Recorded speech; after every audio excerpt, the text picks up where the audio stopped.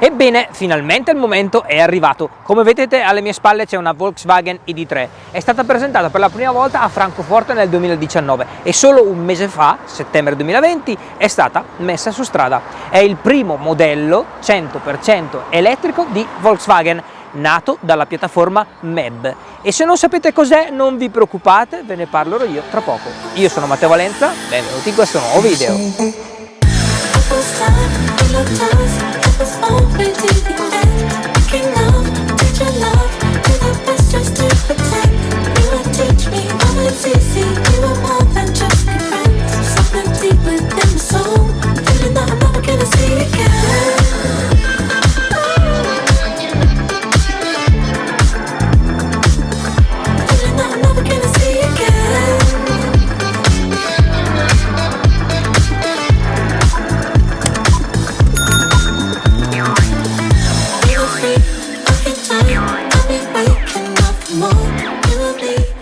Prima di cominciare ragazzi volevo ricordarvi di iscrivervi al canale. Circa il 70% di voi che state guardando questo video non è iscritto al canale. Dai ragazzi, aiutatemi a crescere e se vi piace quello che faccio è gratis. Cliccate su iscriviti e accendete la campanellina, mi farebbe molto piacere. Ma cominciamo con Volkswagen ID3, anzi parliamo prima di quando era solo un disegno su carta, quindi parliamo della piattaforma MEB, che è la base da cui sono partiti per creare la ID3. La direzione di Volkswagen ha deciso di condividere gratuitamente tutti i sistemi, quindi rendendo i progetti completamente open source, tranne ovviamente il telaio e scocca, che quelli sono protetti da copyright.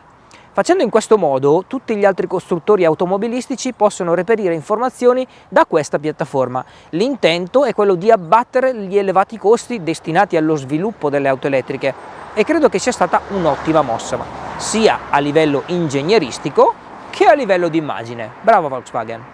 Ma cominciamo a parlare di lei. È lunga 4,26 m, è larga 1,81 m e alta 1,56 m, con un passo di 277 cm. Dà l'idea di essere grande come una Golf, diciamo, anche se internamente è molto più spaziosa, grazie al fatto che non c'è trasmissione, cambio, insomma, proprio come ci si aspetta da un'elettrica al 100% disegnata su un foglio bianco, quindi senza preconcetti. La capacità del baule è di 385 litri, buona direi, con gli schienali battuti poi raggiunge 1267 litri. Lo schienale posteriore inoltre ospita una comoda botola per il passaggio dei carichi lunghi, ad esempio per gli sci, e in pure stile elettrico il baule presenta un piccolo doppio fondo dove è possibile stivare ad esempio i vari cavi per la ricarica. Dai cavi di ricarica passiamo poi a parlare delle batterie. Sono due le configurazioni disponibili, rispettivamente 58 e 77 kWh reali. Entrambe le soluzioni offrono una batteria agli ioni di litio. Dicevo prima kilowatt reali, sì reali, perché in realtà le batterie sono da 62 kWh, utilizzabili 58, e da 82 kWh, utilizzabili 77. Come al solito garantite per 8 anni o 160.000 km per il 70% della loro efficienza. E non è affatto male la capacità massima di batteria di questa ID3, contando che le dimensioni dell'auto sono veramente contenute. Nel caso della batteria più grande si ricarica in AC fino a 11 kW e in DC fino a 125 kW. La batteria più piccola invece è limitata a 100 kW, ma è nella norma direi. Le batterie chiaramente influiscono sul peso della vettura, 1719 kg per la più piccola e quasi 2 tonnellate per la più grande, per l'esattezza 1934 kg. Il motore è sincrono a magneti permanenti, posto sull'assale posteriore, è da 150 kW ed eroga circa 204 cavalli, con una coppia di ben 310 Nm. Raggiunge una velocità massima limitata a 160 km/h, con uno scatto da 0 a 100 in 7,3 secondi per la versione con la batteria più piccola e 7,9 per la versione a 77 kWh.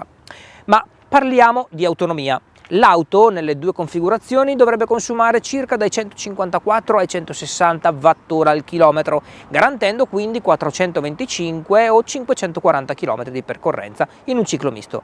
Ieri in città ho fatto più o meno 100 Wh al chilometro, quindi direi che potrebbe anche fare più di 540 km, ma dovrei provarla un po' e starci magari attento. Che dite?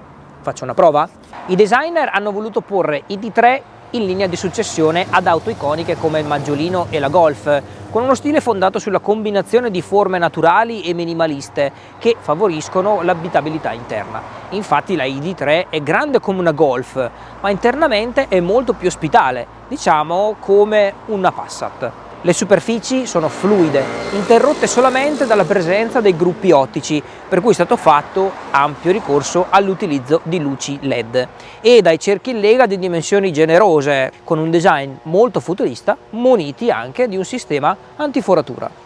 Il frontale non ha prese d'aria per il raffreddamento, un classico ormai per le auto elettriche. I proiettori hanno luci interattive a matrice LED, con una potenza di 750 lumen, e per raccontarvi un aneddoto, ieri notte non ho avuto alcun problema a viaggiarci anche in una strada con scarsa illuminazione, e dopo tutto provare i fari LED Matrix.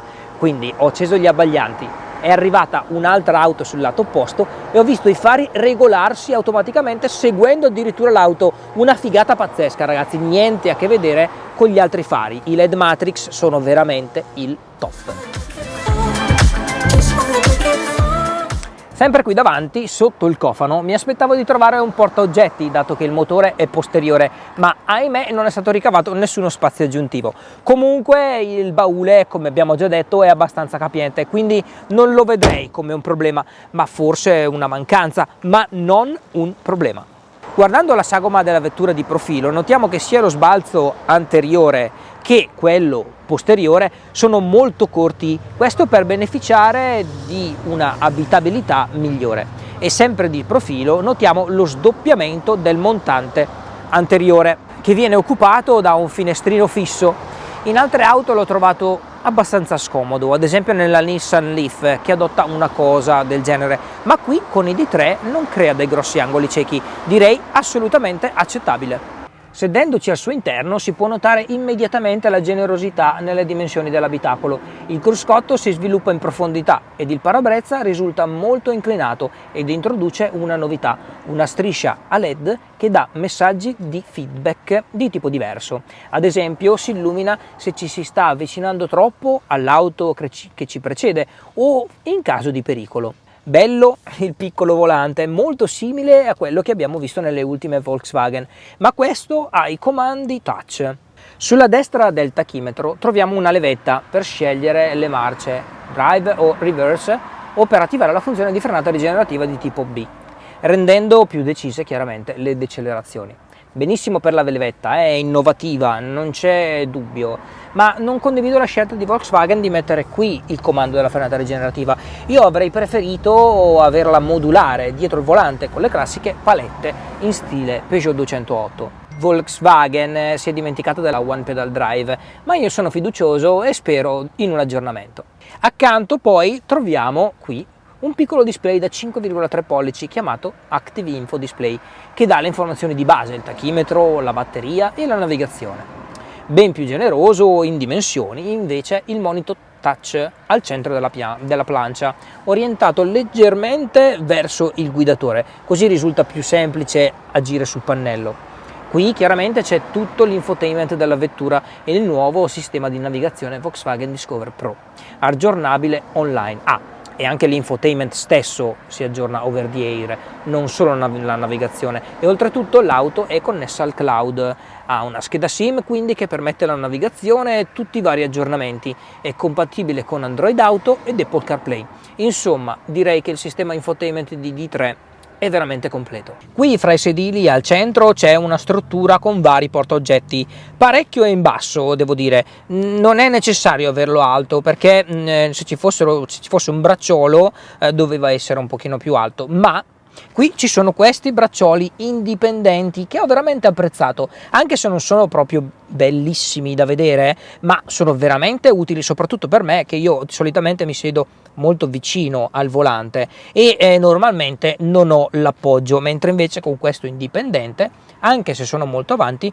lui scorre con me, quindi segue, è attaccato direttamente al sedile, veramente molto comodo. Continuando poi qui sulla buca centrale ci sono varie piccole tasche, incluse quelle per lo smartphone, dove c'è una ricarica wireless direttamente lì dentro nella taschina.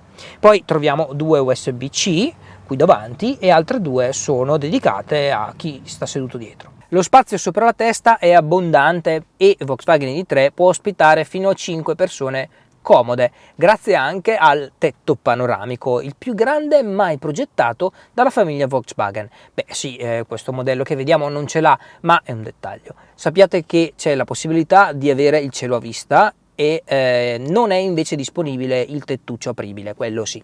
È un peccato. Il comparto audio poi è di tutto rispetto, è sviluppato in collaborazione con Beats e permette di godersi un'atmosfera sonora esclusiva, veramente buono. Ho potuto testarlo come faccio sempre con un paio di canzoni boom boom e devo dire che si comporta veramente bene. Ma ora che l'abbiamo analizzata a fondo, direi di andare a farci un giro. Partiamo subito con una bella ripresa, perché il motore c'è. Spinge il motore, sì, bello, spinge. Ciao Andrea, innanzitutto. Ciao Matteo. Allora, la macchina ha diverse modalità, quindi ha la modalità normale, sport, eco, eccetera. Quindi io non avevo mai provato la modalità sport, ma con il kick-in cioè, la macchina comunque risponde bene. Non ha lag, però l'accelerazione non è tutta subito. È lineare, è progressiva. Sì. È una trazione posteriore e non deve far paura per l'accelerazione, perché comunque la macchina gestisce tutto elettronicamente. Assolutamente sì, infatti non si scompone sul posteriore anche quando piove. Devo dire che è molto sicura da guidare, assolutamente. L'avantreno non si alleggerisce, cioè è proprio stata pensata molto bene, forse grazie anche al baricentro basso. Le batterie sono comunque lungo il pianale, la piattaforma MEB mette la batteria sul pianale e devo dire che questi quasi 1900 kg non si sentono. Poi diciamo che un po' di peso c'è perché abbiamo la pompa di calore, quindi è abbastanza pesantita anche davanti. L'hanno secondo me bilanciata nella maniera bene, corretta. Sì. Parliamo dello sterzo. Allora, il volante non è grandissimo, quindi il volante già comunque sembra un pochino più un volante sportivo con il taglio qui sotto e devo dire che è uno sterzo morbido, non è super immediato e chiaramente è stata pensata Volkswagen ID3 per un ambiente cittadino, quindi devo dire che in ingresso di curva c'è quell'attimino di lag nell'ingresso di curva, ma chiaramente ci si abitua quasi immediatamente e non è duro lo sterzo, quindi è abbastanza, diciamo, in modalità comfort. Questa striscia davanti bellissima che si illumina solo in caso di pericolo. Di pericolo immediato, sì. Gran cosa devo dire. Poi ti dà anche un allarme sonoro, veramente fatto molto bene. Il sistema infotainment utilizzabile benissimo da destra, ma lì vedremo un video dedicato. Che dire, Andrea, puoi aggiungere qualcosa tu? Io ti dico che sì, è nata come macchina per la città, ma con i chilometri che può fare va benissimo anche per fuori città, quindi per delle belle gite anche fuori città, veramente. Tra l'altro, come dicevamo prima, con la ricarica 125 kW in corrente continua, cioè la macchina in mezz'ora si ricarica dallo 0 all'80%. Sì. Quindi se siamo fortunati a trovare una ricarica Ionity, ad esempio, si va via, che si possono fare tranquillamente 800 km, 1000 km in una giornata senza assolutamente alcun problema. Diciamo che questa è la vera elettrica, cioè come dovrebbe essere una macchina elettrica. Poi è comoda, è grande, internamente è veramente molto grande, anche quella parte centrale classica che c'è in tutte le macchine che ti occupa spazio per nulla. Forse è scomodo perché non puoi appoggiare la gamba. Sì, il ginocchio non puoi... lunghi viaggi magari potrebbe dar fastidio. Però, cioè veramente, escludendo tutta la parte di trasmissione eccetera, sono riusciti veramente a fare un prodotto molto confortevole e anche le persone sedute dietro stanno bene sedute dietro, devo dire. Bello anche la soluzione comunque del doppio bracciolo. Io la adoro, l'ho già detto prima. Cioè, io veramente la adoro, sono molto comodo a guidare, molto più comodo della macchina che sto guidando attualmente, quindi devo dire che il bracciolo, ragazzi, sembra una stupidaggine, ma è veramente comoda. Tra Tra l'altro tu che sei molto più indietro a guidare, riesci a guidare praticamente con le braccia entrambe appoggiate. Esatto, sì. Oh, vedete qui, raggio di sterzata. Quest'auto veramente ha un raggio di sterzata molto molto ampio, è veramente comodo da guidare, ragazzi, anche negli spazi angusti. 10,20 metri, veramente, guarda. 10,20 metri di sterzata, quasi gira su se stessa sta macchina. Adesso facciamo una prova di frenata perché voglio proprio provare il freno. Qua c'è lo stop e noi inchiodiamo. Allora, la macchina frena bene, in effetti frena bene, l'ABS entra subito, l'unica cosa è che affonda un pochino troppo il pedale del freno e io lo preferisco più duro e subito. Beh, c'è anche da dire che avendo comunque soltanto le pinze all'anteriore dietro il tamburo, forse anche per questo non è così, non morde così. Andrea, ma prima di chiudere, questa macchina ha qualche ADAS, immagino, giusto? Sì, ha il front assist, riconoscimento di pedoni, line assist, poi side assist.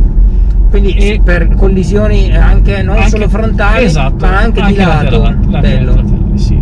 Frenata d'emergenza? Frenata d'emergenza, ha tutto praticamente, quindi è un'auto bella sicura alla fine. Un autopilot di livello 2 però non ce l'ha, cioè ha un keep line, allora è già di secondo livello, ma è già predisposta per il terzo livello. Ok, una cosa comoda che qui davanti è che la macchina chiaramente rileva tutti i cartelli, prima di tutto, rileva i cartelli e rileva anche tipo se c'è uno stop o se c'è una rotonda, ti indica di lasciare il pedale dell'acceleratore e al resto ci pensa lei, quindi veramente è una cosa innovativa, se devo dire. È quasi giunta l'ora di salutarci, parliamo quindi dei prezzi, la parte dolente se vogliamo. Volkswagen ID3 parte da 38.900 euro per la versione con batteria da 58 kWh, con la versione invece da 77 preparatevi a sborsare fino a 48.900 euro. Volkswagen l'ha definita l'auto per tutti, ma a causa del prezzo diciamo che non sarà per tutti, ma sicuramente sarà un'auto che si vedrà molto in giro perché è veramente bellina. Se volete andare a vederla vi consiglio di andare da Saottini, che è stato così gentile da prestarcela, mi sembrava giusto ringraziarlo. Volkswagen è sicuramente nella direzione giusta, ci ha messo un po' per questa ID3, ma l'attesa non è stata vana, le promesse sono state mantenute, quindi direi di dargli fiducia, anche perché l'intenzione di Volkswagen è proprio quella di eliminare completamente le auto a combustione termica dal suo listino entro il 2040 ed entro il 2050. Ogni volta che vedrete un'auto Volkswagen in strada, beh, quella sarà un'auto elettrica. Certo, qualche piccolo difetto l'ho trovato, come ad esempio l'impianto frenante, che non mi entusiasma. Non è che non freni, assolutamente, l'auto frena bene, ma il problema secondo me è il pedale che affonda tanto. Io lo preferirei più duro e avrei preferito dei freni a disco nel posteriore, non i tamburo. Buonissima l'autonomia e anche un buon inizio per il sistema operativo, ma non mi sbilancio più di tanto, usciranno 2 video dedicati, quindi stay tuned. E voi cosa ne pensate? Fatemi sapere nei commenti il vostro voto per questa nuovissima e attesissima Volkswagen ID3. Vi saluto e vi ricordo di lasciare un like se vi è piaciuto questo video e di iscrivervi al canale se non l'avete già fatto. Alla prossima recensione, ciao!